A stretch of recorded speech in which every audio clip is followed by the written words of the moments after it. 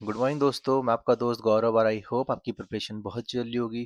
तो दोस्तों, जैसा कि हमने इसके पहले लेक्चर में देखा था, जो ब्रिटिश हैं उन लोगों ने उत्तराखंड में फॉरेस्ट को कैसे मैनेज किया था, और जो टी प्लांटेशन था ब्रिटिश कैसे लेके आए थे, पोटैटो हमने देख लिया था। ठीक है। तो आज के लेक्चर में हम देखेंगे कि जो उत्तराखंड में ड्रग डेवलपमेंट स्कीम हुई थी, जिसको हिंदी में क्या बोलते हैं, उत्तराखंड भेषज विकास योजना, जो आई थी 1949 से आई थी 1989 तक। ठीक है।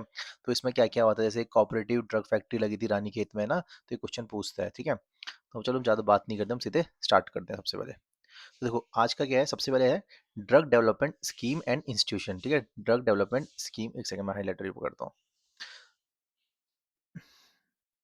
जिसको लगेगा कि मैं धीरे पढ़ा रहा हूँ तो प्लीज़ यार वो वीडियो को ना तेज़ देख लेना। ठीक है। चलो, अब देखो, जो उत्तराखंड में drug development scheme and institutions हैं, ये कब से कब तक आए थे, 1949 से लेके 1989 तक। और इसमें क्या क्या आया था ये आपको अच्छे से याद रखना है, क्योंकि एग्जाम में मैच द फॉलोइंग में आता है और इनकी लोकेशन आती है। अब देखो, सबसे पहले क्या होता है, 1949 में क्या होता है, ड्रग डेवलपमेंट स्कीम आती है, जिसको क्या बोलते हैं हिंदी में, भेषज विकास योजना। क्वेश्चन आएगा उत्तराखंड में या फिर इंडिया में जो सबसे पहले भेषज विकास योजना थी या फिर ड्रग डेवलपमेंट स्कीम थी, वो कब आई थी, वो आई थी आपका 1949 में। ठीक है। आज़ादी के 2 साल बाद ही आ गई थी। अब देखो, जो उत्तराखंड का एरिया था ना, उत्तराखंड के एरिया को एक पर्टिकुलर जो अल्मोड़ा वाला साइड है, उसको एक हर्बल स्टेट बनाने की बात की। देखो, उस टाइम पे उत्तराखंड तो एग्जिट करता नहीं था। ठीक है।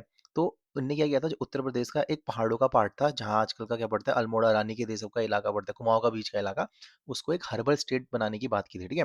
अब देखो, ये सब बनाना है तो किसी ना किसी को तो यार वहाँ का मेन बंदा तो बनाना पड़ेगा ना। तो किसको बनाया था, की रोल किसको मिला था, मिस्टर प्रजापति जोशी। तो याद रखना, जब 1949 में ड्रग डेवलपमेंट स्कीम आई थी, तो उसमें किसने मेन रोल निभाया था, तो क्या करोगे, मिस्टर प्रजापति जोशी। ठीक है। इंपॉर्टेंट है। अब देखो 1953 में क्या होता है, देखो ऐसे याद रखना, ऑडियर ऑडियर। 1953 में कोऑपरेटिव ड्रग फैक्ट्री लगती है रानीखेत में। तो इंपॉर्टेंट है। पहले चीज तो ये क्वेश्चन बनेगा कि कोऑपरेटिव ड्रग फैक्ट्री कहाँ है, ये है आपका रानीखेत। कैसे याद करोगे, देखो रानी से सब कोऑपरेट करते हैं ना। ठीक है। तो कब लगी है, 1953 में। ठीक है। और किस स्कीम के तहत लगी थी, ड्रग डेवलपमेंट स्कीम, और जो कब आई थी, 1949 में आई थी। ठीक है। और किसने लगाई होगी, ये भी प्रजापति जोशी ने ही लगाई थी। और ये प्रजापति जोशी ही जो कोऑपरेटिव ड्रग फैक्ट्री है, इसके पहले मैनेजर बने थे। ठीक है। और ये ड्रग एक्सपर्ट भी थे। क्वेश्चन आएगा, सिंपल है, देखो क्या क्वेश्चन बनेगा, मतलब आपको पता ही है, कोऑपरेटिव ड्रग फैक्ट्री कहाँ है, रानीखेत अल्मोड़ा। कब बनी थी, 1953 में। पहले इसके मैनेजर कौन थे, प्रजापति जोशी। ठीक है। और जो ड्रग डेवलपमेंट स्कीम आई है, उसके भी मेन बंदा कौन है, प्रजापति जोशी ही है। अब देखो 1955 में क्या होता है, इसका ज्योग्राफिकल एक्सपेंशन होता है। देखो पहले क्या था, पहले सिर्फ ये जो बीच का कुमाऊं का पार्ट है सिर्फ वहीं तक ही था। इसको फिर 1955 तक कहाँ स्टार्ट कर दिया था, अल्मोड़ा, नैनीताल, और उसके बाद टिहरी और पौड़ी, मतलब गढ़वाल वाले इलाके में भी इसको फैला दिया। ठीक है। पूरा एक हर्बल स्टेट बनाने की बात हुई थी। तो ठीक है, याद रखना। तो क्वेश्चन आएगा, स्टेटमेंट में आ सकता है कि 1949 में स्कीम आई थी, 1953 में पहली फैक्ट्री लगी थी, ड्रग कोऑपरेटिव ड्रग फैक्ट्री, और फिर 1955 में क्या इसको एक्सपेंड कर दिया था, तो कर दिया था। ठीक है। कहाँ कहाँ, टिहरी और पौड़ी में भी। अब देखो 1984 क्या होता है, देखो इंपॉर्टेंट ईयर है। ठीक है। 1984 में Indian medicine pharma pharmaceutical corporation limited, ठीक है, जो IMPCL है, ठीक है, ये स्टैब्लिश होती है। तो क्वेश्चन आएगा कि इंडियन मेडिसिन पैरास्यूटिकल कॉर्पोरेशन लिमिटेड ये कब बनी थी, ये 1984 में बनी थी। और किसने बनाई थी, ये भी मिस्टर प्रजापति जोशी ने ही बनाई थी। देखो ज़्यादा आपको याद करने की जरूरत नहीं है, एक नाम याद रखना है बस, मिस्टर प्रजापति जोशी। ठीक है।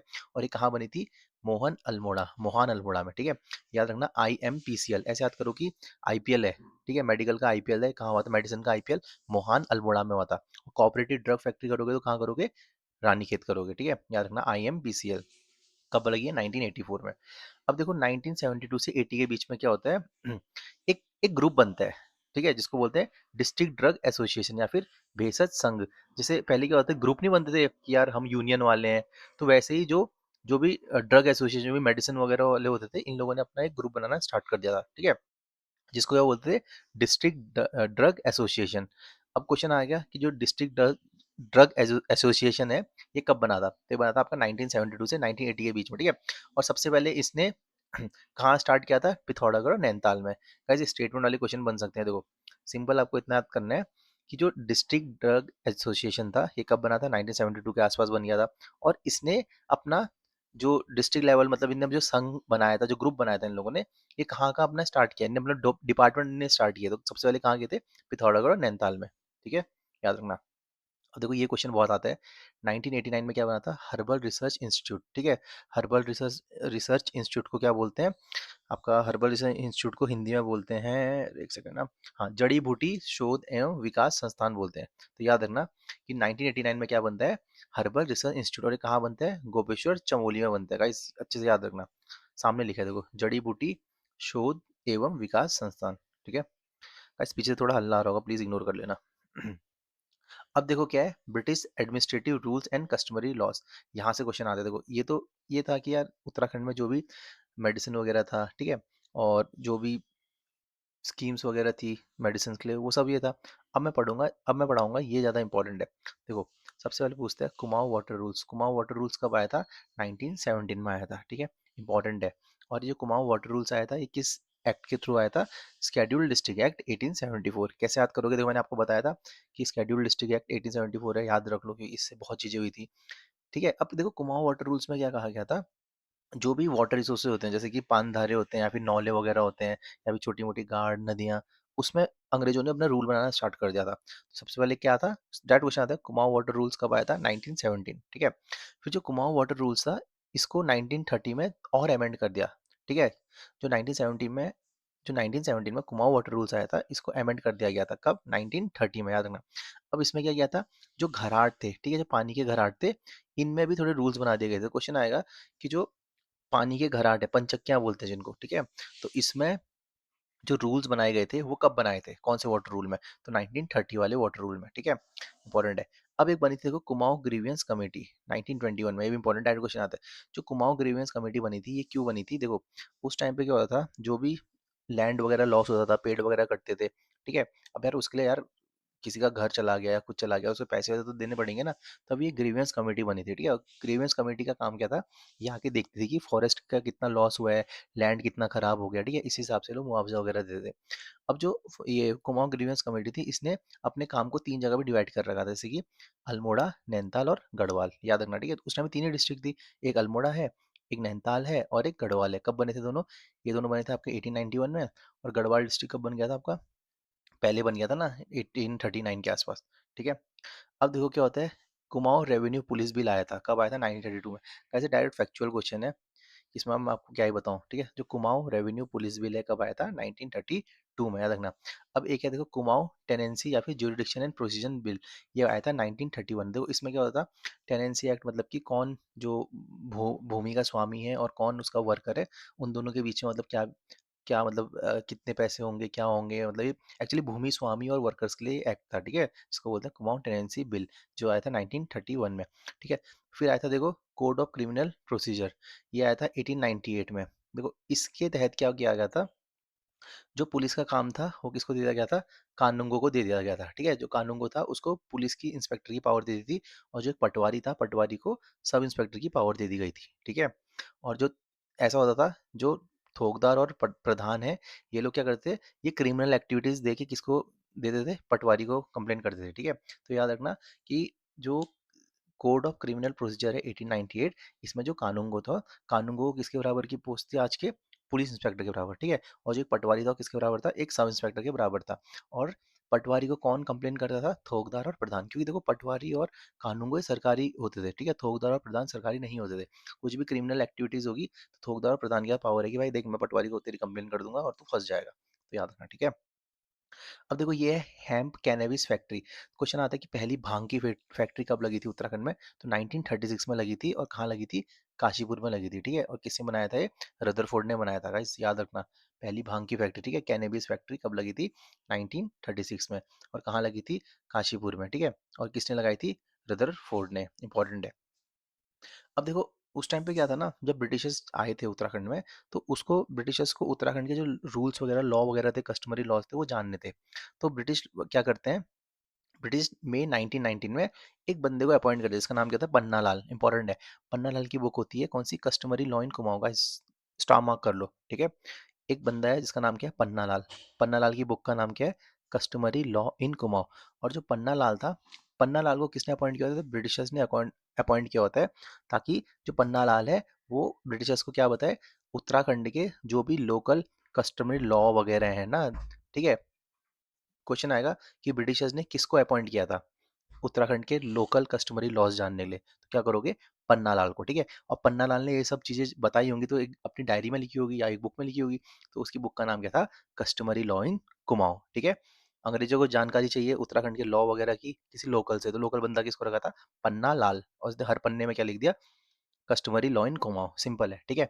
अब देखो उसी के 10 साल बाद 1929 में एक और दूसरा बंदा होता है, इसका नाम क्या होता है, doctor L D Joshi. L D Joshi क्या करते हैं, ये भी सेम काम करते हैं, ठीक है। जो भी उत्तराखंड के लोकल लॉज वगैरह हैं, ये बताने के लिए ये भी एक बुक लिखते हैं, इनकी बुक का नाम होता है खस फैमिली लॉ। तो खस लोग ही ज़्यादा रहते थे उत्तराखंड में, ठीक है।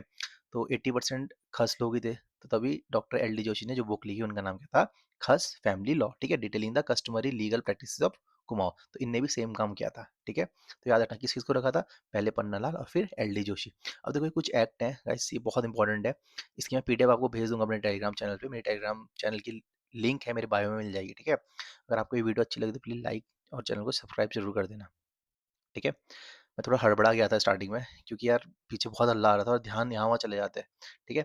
अब देखो सबसे पहले फॉरेस्ट एक्ट था। फॉरेस्ट एक्ट कब आया था, 1865 में। क्यों, देखो जैसे मैंने बताया था पिछले लेक्चर में, अगर आपने देखा होगा कि 1864 में फॉरेस्ट डिपार्टमेंट बनता है, ठीक है। डिपार्टमेंट का इंडिया में डिपार्टमेंट बनता है फॉरेस्ट डिपार्टमेंट। उसका मेन हेड कौन होता है, ब्रांडिश होता है, और ब्रांडिश सबसे पहले क्या लेके आता है, फॉरेस्ट एक्ट लेके आते हैं, ठीक है। 1865 में, 64 में बनता है और अगले साल ही सबसे पहले क्या करते हो, फॉरेस्ट एक्ट लेके आते हैं, ठीक है। फिर उसके बाद लैंड एक्विजिशन एक्ट, ये कब आया था, 1874 में आया था, ठीक है, याद रखना।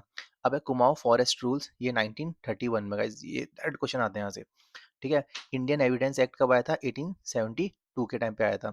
और आईपीसी कब आया था, आईपीसी आया था 1860 में। देखो आईपीसी इसलिए इंपॉर्टेंट है क्योंकि देखो अभी जो नई न्याय संहिता आएगी ना उसमें इसको रिप्लेस कर दिया, ठीक है। इंडियन फॉरेस्ट एक्ट कब आया था, ये आया था 1927 के टाइम पे आया था, ठीक है। यूपी विलेज पंचायत एक्ट कब आया था, 1947, जब देश आज़ाद हुआ था उस टाइम पे क्या आया था, ये क्वेश्चन भी आता है, ठीक है। यूपी विलेज पंचायत एक्ट कब आया था। कैंटोनमेंट एक्ट कब आया था, 1924 में आया था, ठीक है। और नायाबाद एंड वेस्टलैंड अलॉटमेंट लॉ कब आया था, 1893 में। देखो इसमें क्या होता है, 1893 में जो भी वेस्टलैंड वगैरह होते थे वो किसको चले जाते थे, वो सीधे गवर्नमेंट को चले जाते थे, ठीक है।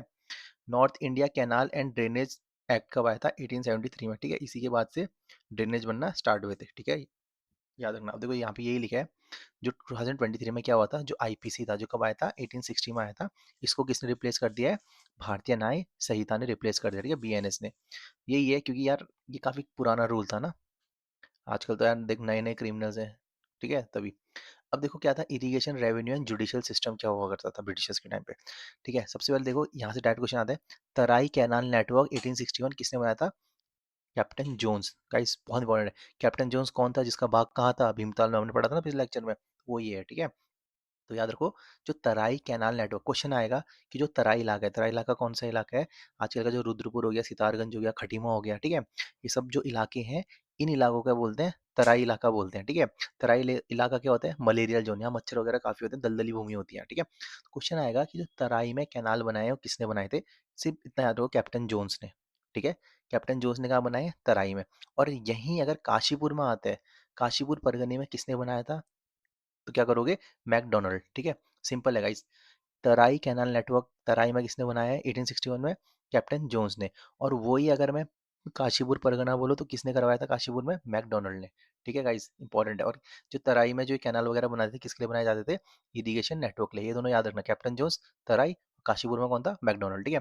अब देखो एक था तराई लैंड सेटलमेंट, तो ये किसने करवाया था, बोल्डर्स ने कराया था, ये भी इंपॉर्टेंट है, कभी डायरेक्ट पूछ लेते हैं कि जो तराई लैंड सेटलमेंट है 1831 में आया था और किसने कराया था, बोल्डर सन ने कराया था, ठीक है। और ये किसके लिए था, ये रेवेन्यू के लिए था, कि यार ब्रिटिशर उस टाइम पे कुछ भी करते थे तो उनका रेवेन्यू के लिए ही होता था बंदोबस्त, ठीक है। क्वेश्चन आएगा जो तराई एरिया था उसमें लैंड सेटलमेंट किसने कराया था, क्या कर दोगे, बोल्डर सन, ठीक है। और तराई में कैनाल नेटवर्क या फिर तराई में नहरें किसने बनाई थी, कैप्टन जोन्स ने। और काशीपुर में किसने नहरें बनाई थी, क्या कर दोगे, मैकडोनल्ड ने, ठीक है। अब देखो इंपॉर्टेंट है, जो वाटर मिल वगैरह होते हैं, घराट होते हैं, ठीक है, पंचक्की वगैरह, इन पे भी टैक्स लिया जाता था, इंपॉर्टेंट है, ठीक है। अब जो पंचक्की थे, पंचक्की में देखो हमको पता है चंद राजा लोग टैक्स लेते थे, जिसको क्या बोलते हैं, भाग कर बोलते हैं ना, भाग कर, मैंने पढ़ाया था आपको चंद राजाओं के टैक्स में, ठीक है। तो जो वाटर मिल्स वगैरह थे, इसमें कौन सा ब्रिटिशर था जिसने टैक्स लेना स्टार्ट किया था, तो उसका नाम क्या था, बैकेट, ठीक है, याद रखना। बैकेट से आप बकेट याद करो, बकेट से आप वाटर मिल, बकेट, ठीक है।